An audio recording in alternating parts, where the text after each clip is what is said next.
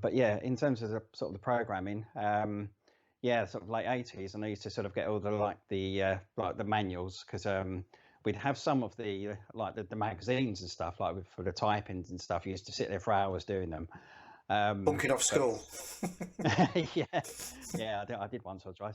But no, yeah, I remember once it was like I was in secondary school, and as a mate and I, he had a +2, and we found out he literally lived 5 doors down the road from me.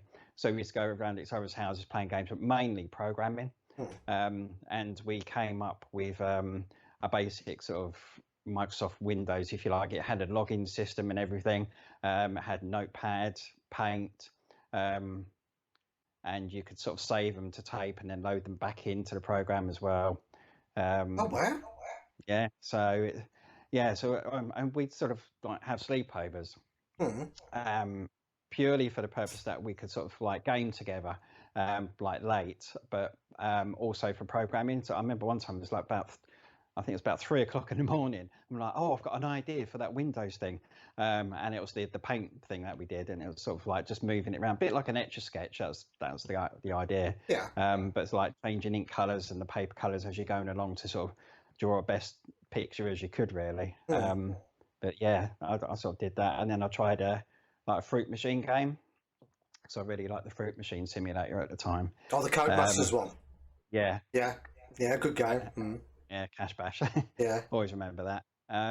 But I tried to make my own because I only knew BASIC, and I didn't really know much about machine code. And I thought machine code was just putting in a load of numbers, and I didn't really understand what the numbers were. I didn't know that there were books on it or anything. So yeah, it was frustrating, but it made me want to learn sort of BASIC more and get into that. So I ended up making my own fruit machine game in BASIC, and I called it Starburst. Before the Starburst fruits, the sweets came along. April fruits. Yeah. Yeah. So it was weird. I called it Starburst just because I thought it just sounded like a cool name, and it was 9 characters long, for like the lights that sort of went up and down when you were sort of spinning the reels, and it counted the numbers.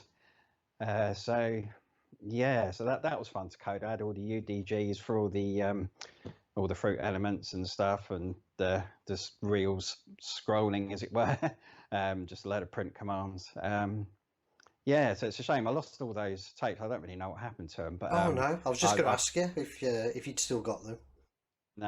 No. Well, quite a lot of the stuff sort of went to one of my mum's friends, which unfortunately never returned. Right. Yeah, so through sort of my mum and dad falling out, most of the Spectrum stuff went to him because he bought it.